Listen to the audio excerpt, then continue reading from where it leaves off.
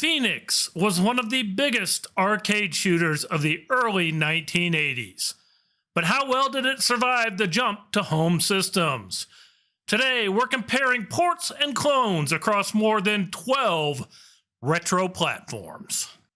What's up, my friends? Today, we're back to our bread and butter with a brand new port battle featuring the classic arcade shooter, Pheenix. Pheenix was released in Japan by Taito in 1980 and in the United States by Centuri in 1981. It's a 5-stage fixed-screen shooter, meaning the action takes place on a single screen and your movement is primarily along one axis. The first 2 stages feature formations of small Pheenix enemies that you must destroy. Stages 3 and 4 introduce larger Pheenixes that begin as eggs before attacking. The 5th stage has you attempting to destroy a fortress by shooting through its protective hull and shield while avoiding and shooting the attacking Pheenixes. Aside from dodging bullets, your only defense is a temporary shield. It protects you, but at least in the arcade version, freezes your movement.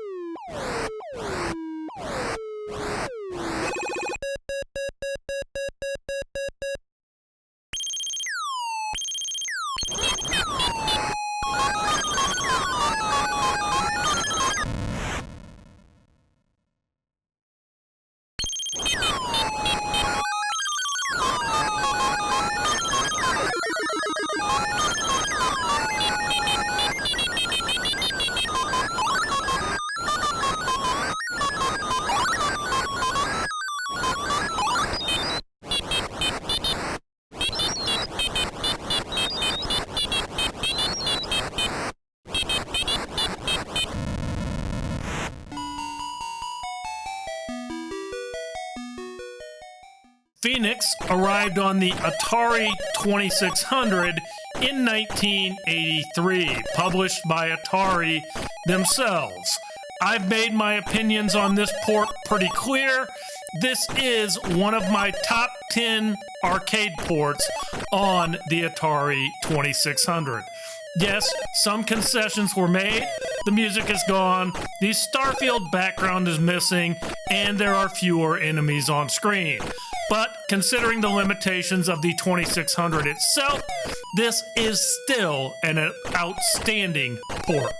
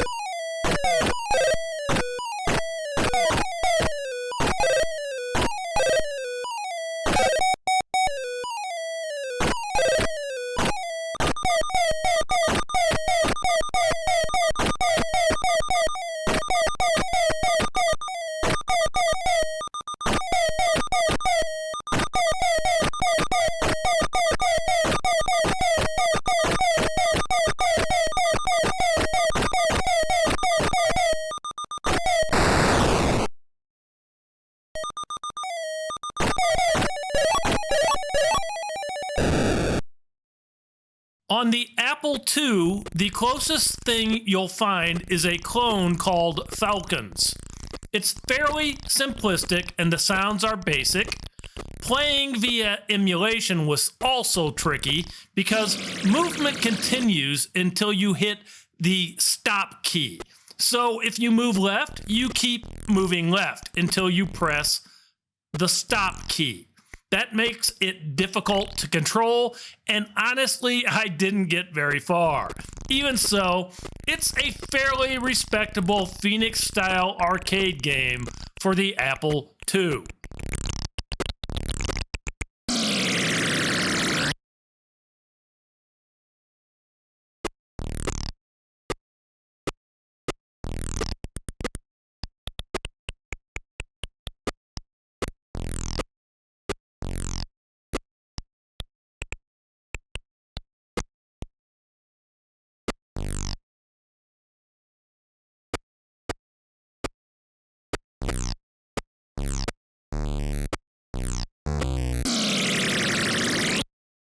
In 1983, the ZX Spectrum received a capable clone called Pheenix, but spelled Phenix. The sound is very basic, but for an early arcade clone on the ZX Spectrum, it plays reasonably well. I've certainly seen much worse on this system.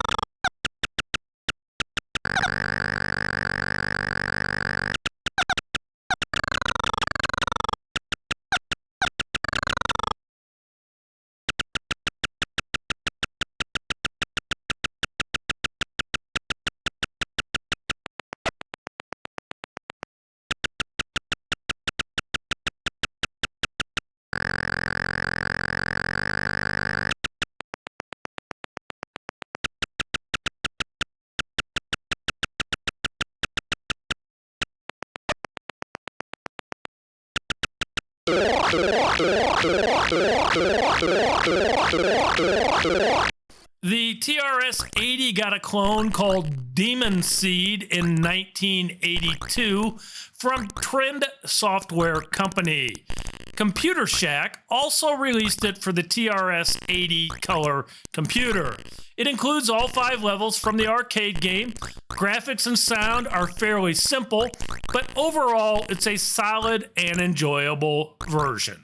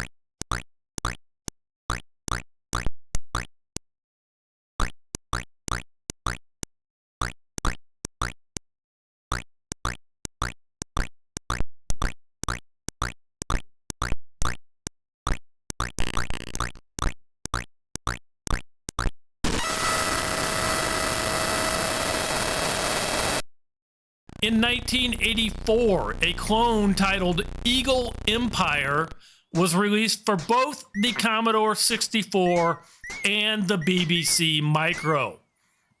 Today, we're looking at the Commodore 64 version. We'll come back to the BBC Micro a bit later with a different port. This one looks good, sounds good, plays very nicely. Overall, it's a very well done conversion.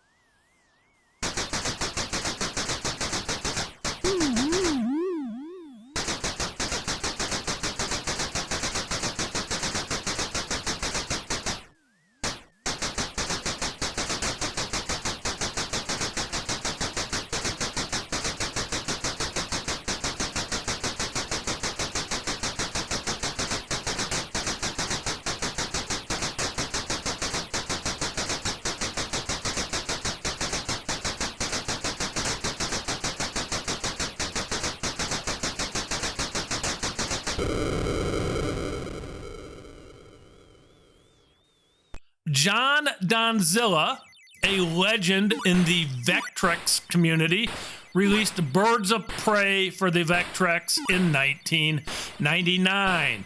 The fifth level differs slightly from the arcade version, but overall it plays very well.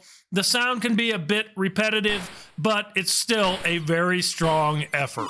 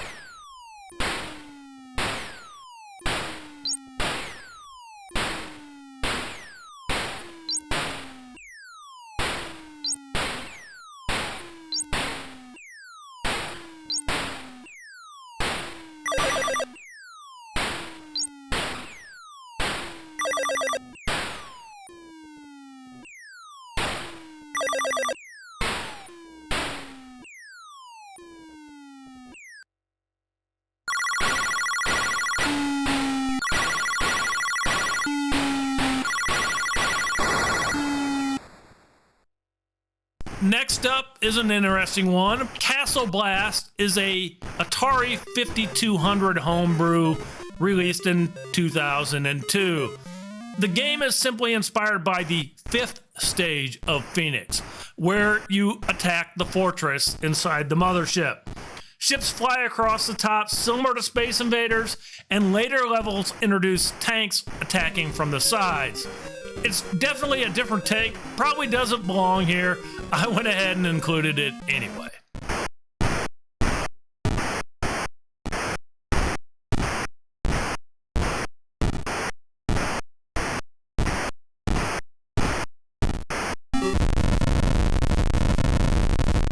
Taito Legends arrived in 2005 for the PS2, Xbox, and PC, featuring 29 classic Taito arcade games, including Pheenix. In Japan, slightly different collections were released under the Taito Memories name, and Pheenix appears on Taito Memories 2, Volume 2.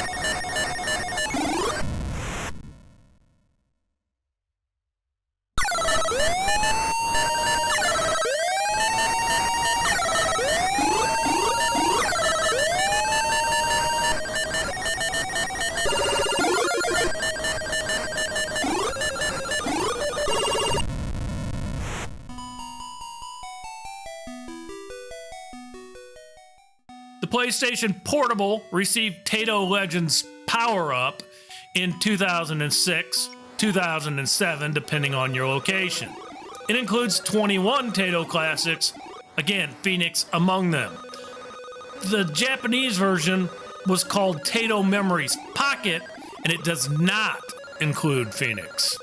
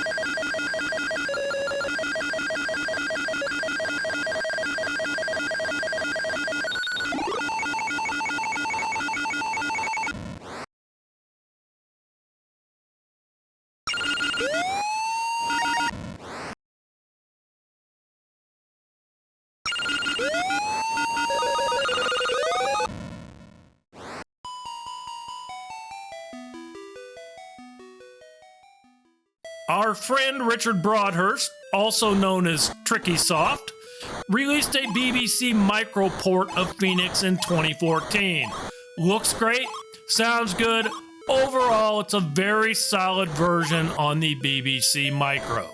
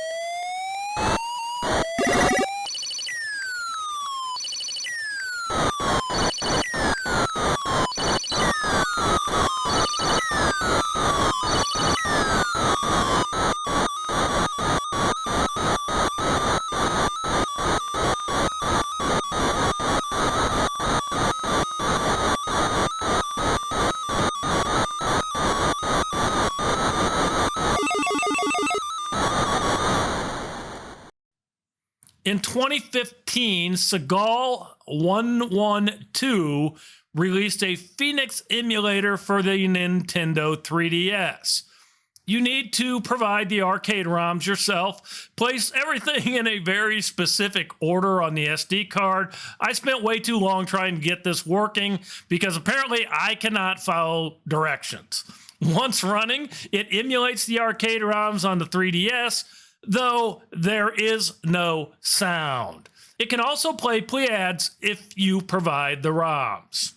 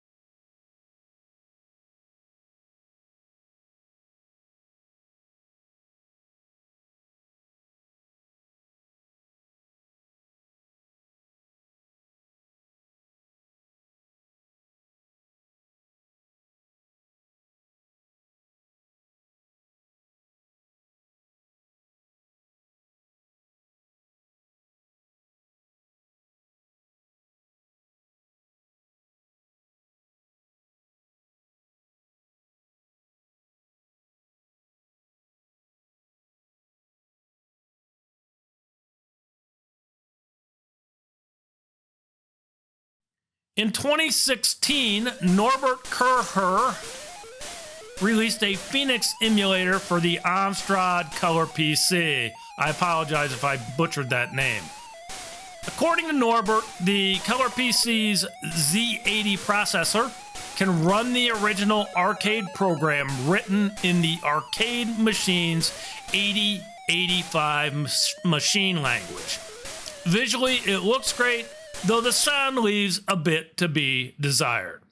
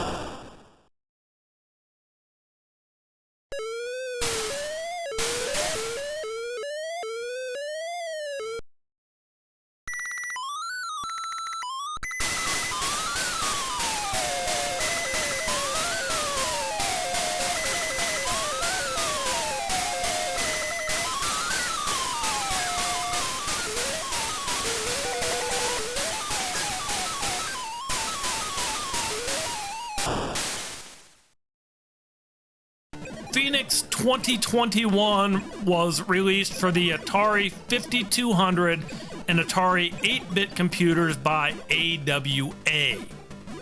Rather than recreating the full arcade experience, it focuses primarily on levels 3 and 4, the stages with the larger Pheenix enemies. It's a reworking of their earlier basic game from 1982. I included it here simply because the original arcade game was the inspiration for its creation.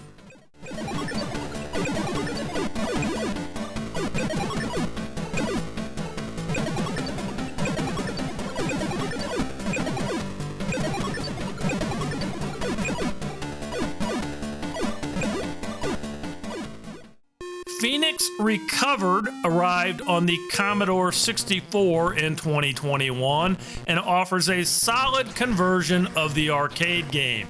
The graphics look great, though the sound isn't my favorite. One thing to note, the game was designed vertically, so it normally displays on its side. I used a bit of editing magic and screen rotation within RetroArch to display the footage in a more familiar horizontal format.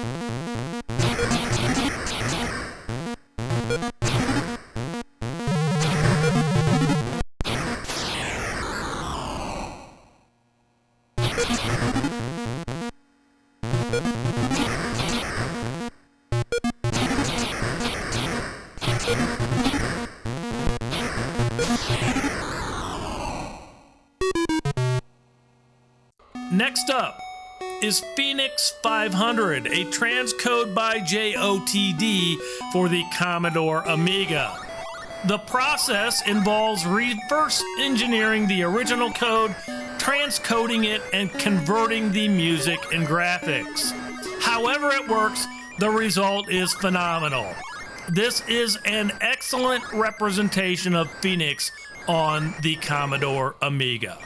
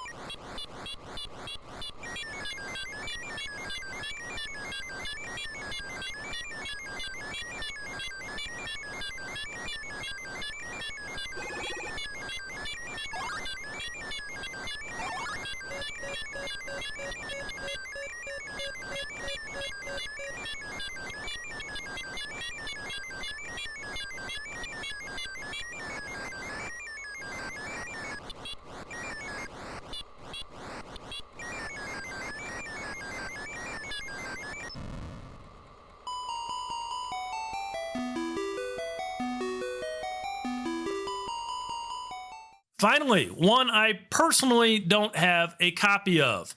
In 2025, Elektronite released a port of Pheenix for the Intellivision that includes all 5 levels of the arcade game. You'll have to track it down yourself if you want to see it in action. That's it. I hope you enjoyed this quick look at Pheenix ports and clones across a wide range of retro systems. If you did, be sure to hit the like button and subscribe for more retro gaming content.